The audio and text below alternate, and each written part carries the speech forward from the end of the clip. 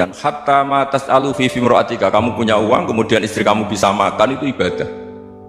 Bahkan sebagian ibadah itu dicontohkan Nabi yang akhirnya diprotes sahabat, yaitu wa fi buti ahadikum sedekah, kamu menggauli istri kamu itu ya sedekah. Sampai sahabat bilang, yang benar ya Rasulullah, ayati ahaduna syahwatahu wa huwa lahu ajrun, masa urusan biologis, urusan syahwat kemudian dia dapat pahala.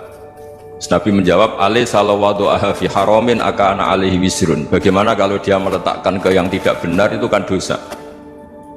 Nah, hal-hal seperti ini yang saya ingin teman-teman semua lah, semua, saya juga agak ingin ngaji demi anda juga agak ingin, itu dosa sekali ngaji kok pesanan kelompok tertentu itu gak boleh. Islam itu untuk semua, jadi ya cuma karena di depan saya jenengan ya seakan-akan jenengan korbannya. Itu ada ilmunya dalam usul fikih itu. Jadi orang itu harus ngaji usul fikih. Nama yang disebut, mungkin Mas Sufyan masih ingat zaman ngaji usul fikih, nama yang disebut itu tidak jaminan sebagai prioritas perintah. Jadi misalnya gini, kebetulan yang di depan Nabi itu Abu Dzar, Nabi ya bilang, ya Abu Dzarin ini uhibbuka misalnya, atau ya Mu'ad ini uhibbuka, atau ya Abu Hurairah ini uhibbuka misalnya. Banyaklah riwayat yang Nabi nyebut ya Abu Dzarin, ya Mu'ad, ya Abu Hurairah. Kemudian misalnya Nabi meneruskan khitab, ini uhibbuka, saya mencintai kamu, fakul dubur sholatin, atau sebagian riwayat disebut fala tada'an la dubura kulli sholatin Allahumma inni ala dzikrika wa syukrika wa husni ibadatik. Saya mencintai kamu, siapa saja, Mu'ad bisa, Abu Dzar bisa, siapa, saya mencintai kamu, mohon kalau habis sholat kamu jangan lupa wiridan Allahumma inni ala dzikrika wa syukrika wa husni ibadatik. Ya Allah, tolong kami permudah supaya mudah ingat engkau. Anda tidak bisa mentang-mentang, wong nama saya Parmin, nama saya Purnomo, itu yang diperintahkan Mu'ad misalnya.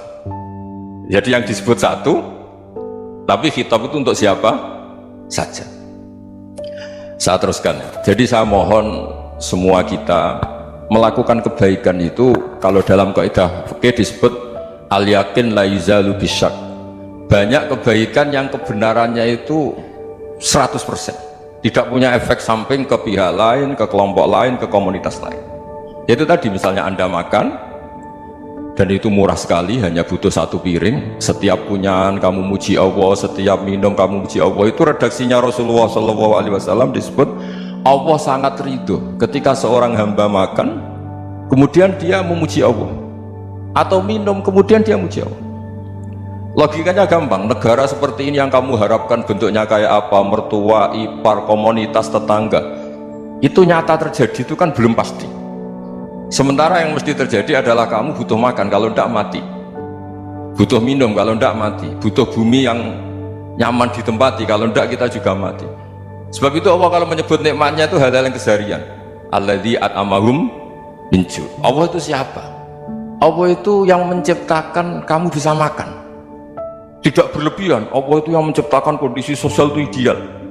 Zaman Nabi itu ya ada orang munafik, orang-orang pilihan Allah itu juga diuji orang sekelilingnya yang macam-macam. Semua diuji sesuai konteks zaman dan waktu. Nah, tapi ada ibadah-ibadah yang selalu disarankan Nabi. Sampai Nabi itu pernah ditanya, ayul islami khairun ya Rasulullah, Islam terbaik itu gimana? Jawaban Nabi itu unik, itamu to'am, Islam terbaik itu ya makan-makan, jangan santai-santai. Ketika Allah menyebut beberapa kebaikan, falak tahamal aqobah, wa ma adrokan apa? Mal aqobah. Terusannya apa? Fakku rokobah. Terusannya apa? Au it'amun fi yaumin di masubaya, atau acara makan-makan itu juga Islam. Kenapa? Ya bayangkan kalau tidak ada makanan, kita mati kan? Kondisi sosial tidak ideal tuh Anda masih gak apa-apa, tapi kalau Anda tidak makan, Anda tidak minum, kamu punya istri cerewet masih bisa hidup, punya mertua cerewet masih bisa hidup, tapi kalau tidak makan bisa mati. Berarti penting mana istri sama makan? Penting mana? Makan. Semoga istri Anda dengar, nanti kamu disuruh makan tapi pulang deh. Itu kalau dibahasakan makan masih memahami. Penting mana nasi satu piring dengan istri?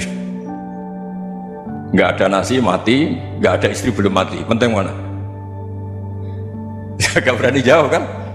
Nah, ternyata Anda ada garang kan di depan istri. Jadi saya mohonlah, mungkin Mas Sufyan Sauri tadi yang bisa bantulah teman-teman tuh ngaji yang keseharian saja. Karena kita nyari ridha Allah itu berdasar firman Allah, dan firman Allah itu menyebut keseharian tuh riang gampang. Yaitu tadi misalnya wa min ayatihi manamukum billaili wan nahar. Termasuk ayat-ayat Allah itu kamu tidur. Maka dulu itu ada guyonan, ada tokoh Mu'tazilah, kelompok dalam Islam yang berpikir manusia itu bisa menentukan ikhtiarnya sendiri. Karena saya bisa duduk, ingin duduk, ingin berdiri, berdiri. Karena kelompok ini nggak terima kalau semua kehendak Allah, nanti bagaimana kalau semua kehendak Allah kok ada hisab ya, ada sanksi. Lucunya itu dia akhirnya, ini cerita ya, mencintai seorang perempuan cantik sekali, dan itu dia menjadi ahli sunnah itu oleh hal-hal yang sepele. Karena istrinya cantik, ya namanya suami istri itu hubungan intim. Terus ditanya, mas masih ingin lagi? Masih. Silahkan diulang lagi. Wah ya tidak bisa, katanya manusia bisa menentukan yang diinginkan. Itu tobat itu nggak bisa ditobatkan Mas Sufyan Ats-Tsauri. Orang cantik yang mudah nobatkan orang itu orang cantik, segampang itu. Akhirnya kita tahu, makanya kalau dalam kitab hikam itu disebut al-aqil mayyakul madza yaf'alu wa hubi wal ghafil mayyakul madza af'al. Orang yang punya akal karena sadar ini wilayah Allah, semua milik Tuhan, itu dia tiap hari berpikir besok Allah akan melakukan apa terhadap dunia ini. Kamu merencanakan sesuatu, mau plesir ternyata gempa, mau wisata ke Rusia ternyata perang. Kamu tidak pernah tahu apa yang akan terjadi besok. Wa ma tadri nafsum madza taksibu ghadan. Tapi anda semua kita ini sering punya jadwal permanen. Makanya saya kalau diundang siapa saja bisa takdir. Yang jelas Gus, ini acara penting. Ya masih acara penting, nak pangeran ngersakno piye? Kowe ape dadi pangeran, kamu kok mau jadi Tuhan? Itu kadang ya kiai. Penting Gus acara ini, jenengan harus memastikan bisa. Loh kamu itu yang ngajarin tauhid, sesuatu itu biadillah, kok bilang-bilang apa pasti. Kalau maksa terus tak tobatkan kamu, kata saya. Ya kalau gitu Gus bilang insya Allah. Wah itu hati saya, fisik saya, roh saya sudah bilang insya Allah. Tidak usah kamu latih, kata saya. Nah hal-hal tauhid keseharian itu gampang sebetulnya.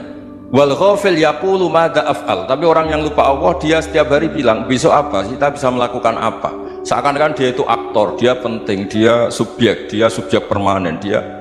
Padahal kita ini hanya objek kehendak Allah Subhanahu wa taala. Karena kita yakin sesuatu yang terjadi di alam raya ini kita tidak bisa apa-apa. Makanya saya sering ngaji, sering bilang saya, ketika Anda mensifati Allah, dia yang menghidupkan, sudah itu tanamkan, sehingga ketika kita mati santai saja. Kenapa santai? Allah punya cara menghidupkan kita. Zaman kita hidup juga gak tahu caranya ngelola jantung, ngelola paru-paru. Kamu juga gak tahu ngelola oksigen yang tidak beracun, tidak ngandung polusi. Tahu-tahu hidup. Gak ingin tua ya tahu-tahu tua, gak ingin mati tahu-tahu mati. Selama ini kita hidup juga gak tahu apa-apa sebetulnya. Hanya gaya tok, punya jadwal, punya planning. Kalau kamu bisa menentukan pilihan Anda, pasti Anda istrinya cantik, 4 neriman semua, kona'ah semua. Nyatanya enggak kan? Ada 1 jelek, cerewet. Wah itu kan, nyatanya enggak bisa apa-apa Anda kan? Dan kamu bawa mati lagi. Itu kan, istri Anda juga gitu, punya keinginan, punya suami yang ganteng, yang jabat, yang neriman, yang enggak poligami. Ya enggak kesampaian juga. Kalau kita ngitung tingkat kegagalan kita itu gagal terus. Ya kan? Nah, terus ingat Allah, madza yaf'alu wa bi. Orang yang punya akal selalu berpikir Allah itu menghendaki apa terhadap saya. Dong sama-sama orang melihat orang yang serius, itu kata Anda itu pemikir berat, serius, senang punya tokoh yang merengut tuh, karena kamu anggap serius. Tapi sebagian orang menganggap orang yang serius itu wong merengut, wong masam, wong muka kok ditekuk. Jadi sama itu hati yang muqallibal qulub tsabbit qalbi ala dini, karena kita nggak tahu cara berpikir kita tentang orang lain, tentang sekeliling kita. Misalnya kita orang baik yang jenis ngurmat fakir miskin, ada orang bangun masjid mewah itu janggal. Apa artinya masjid mewah kalau banyak orang kelaparan? Tapi kalau yang jenis pendidikan, apa artinya masjid mewah kalau tidak bisa ngaji? Nanti yang jenis infrastruktur, apa artinya ini kalau semuanya punya sudut pandang yang berbeda-beda. Dan Islam mengapresiasi semua kebaikan, tapi katakan semua kebaikan itu adalah kehendak Allah Subhanahu wa taala, karena apapun baik Anda itu pakai fasilitas yang diberikan oleh Allah Subhanahu wa taala. Sehingga ini yang disebut kulillah tsumma darhum fi khawdihim yal'abun. Ya kembali tadi ke tema-tema bahwa keseharian Anda ini sudah Islami. Saat Anda tidak bisa melakukan apa saja, saya sering ada jenazah, biasanya kalau tetangga meninggal saya sering disuruh ngelepas. Saya bilang orang ini baik karena sering ngelamun di rumah, sering nganggur di rumah. Ditanya sama anaknya, kenapa Gus nganggur baik? Ya kalau dia nganggur artinya juga agak berbuat sesuatu yang maksiat kan? Ya kan, orang nganggur di rumahnya ya tidak bunuh orang, tidak maling, tidak korupsi, ya namanya nganggur di rumah. Lah cuma istri cara pandang nganggur gak menghasilkan uang itu, tapi juga gak menghasilkan kriminal kan. Jadi sebenarnya Islam itu cara, makanya kalau sampai ngaji usul fikih itu ada kitab usul fikih namanya Lubul Usul, itu terkenal sekali di pesantren itu. Itu kalau ngapresiasi keseharian itu luar biasa. Izma min mubahin illa wa yatahaqqaqu bihi tarku haram mimma, karena keseharian yang mubah saat Anda lakukan itu ada kehebatan yang luar biasa, yaitu meninggalkan haram. Makanya dulu banyak orang-orang alim ketemu temannya itu guyon sampai semalaman. Itu biasanya yang semangat Islam itu, kiai kok tidak tahajud, kiai kok tidak witir. Orang yang sedang mapan uangnya banyak, malam itu tidak kelayaban itu sudah luar biasa. Melawan nafsu supaya tidak maksiat itu sudah luar biasa. Supaya lupa guyon sama temannya semalaman sampai subuh, gejlok-gejlokan ngenang zaman miskin, zaman kuliah nggak jelas, zaman apa. Melihatnya jangan tarku tahajud seperti ini, meninggalkan tahajud, tapi meninggalkannya ini talkul muharramat. Jadi kayak apa hebatnya? Sehingga Imam Ghazali punya riwayat yang agak unik. Hatta takuna ibadatu akhiri hadil ummah iku an-naum. Sehingga suatu saat ibadah terbaik umat ini itu tidur. Itu kan riwayat kontroversi. Ketika Imam Ghazali tanya, kenapa iya? Kenapa kamu mulai keluar dari rumah itu sudah banyak maksiat, melihat perempuan yang enggak mahram, melihat fenomena. Tapi kalau kamu tidur itu enggak melihat apa-apa. Tapi juga kamu jangan nganggap tidur itu ibadah betul. Saatnya melakukan fardu ain malah masih tidur. Tapi itu sudut pandang yang menjadikan kita Islam itu gampang. Jadi saat Anda tidak bisa aktivitas apa-apa, misalnya ada beberapa orang yang lumpuh. Lumpuh itu memang nggak bisa Jumatan, nggak bisa ibadah, tapi dia juga nggak bisa maksiat. Tidur itu memang Anda saat itu tidak bisa tahajud, tidak bisa witir, tapi saat itu ada zina, ada maling, tidak gosipkan orang, tidak bully orang, tidak menanamkan kebencian, tidak hasud. Sehingga tidur menurut Allah Ta'ala wa min ayatihi manamukum billaili apa? Wanahar. Karena di tidur itu selain ada unsur istirahat, jaga kestamina, juga ada unsur meninggalkan beberapa keburukan. Nah saya mohon ibadah yang keseharian ini kita jaga, supaya kita semua baca ayat itu fasih itu tertanam di hati. Allah itu siapa? Alladzi at'amahum min ju'i wa amanahum min khauf. Dan Allah kalau cerita di Quran itu anna sababnal ma'a sabba thumma syaqqaqnal ardha wa syaqqa fa ambatna fiha habba wa inaba wa qadba wa zaituna wa nakhla wa hada'iqa hulba. Kamu tahu saya ini siapa? Kata Allah, saya ini adalah Tuhan yang menurunkan air, kemudian ada tanaman banyak, habba wa inaba wa qadba, ada zaitun, ada tin, kalau orang Jawa mungkin ada tela, ada padi, ada mangga, ada pisang. Sudah, wa inaba wa zaituna wa nakhla wa hada'iqa hulba, ada perkebunan yang lebat.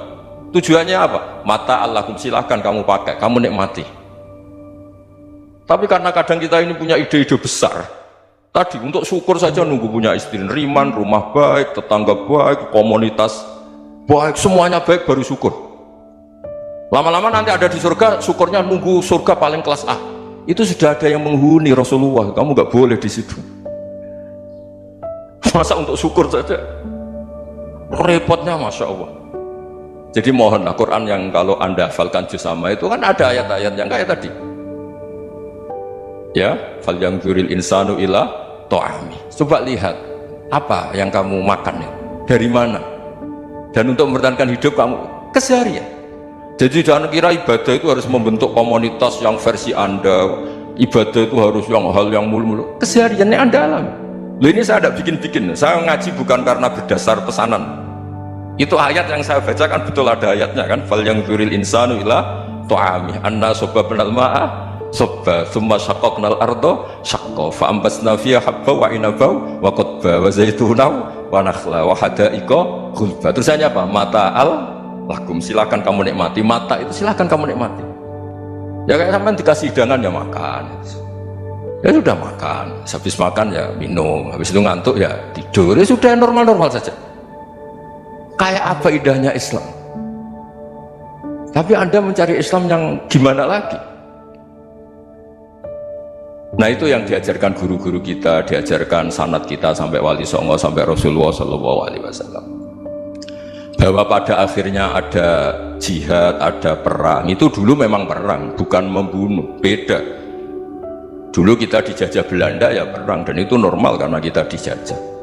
Jadi ketika orang lain ingin baik sama kita, wa in ahadum minal musyrikin astajaroka ya fajiru hatta yasma'a kalam Allah. Kalau mereka ingin baik ya kita baik. Makanya ada istilah musta'man, mu'ahad. Kalau mereka ingin damai, berdampingan dengan kemajmukan ya itu yang lebih baik. Karena memang Islam menghormati proses perdamaian.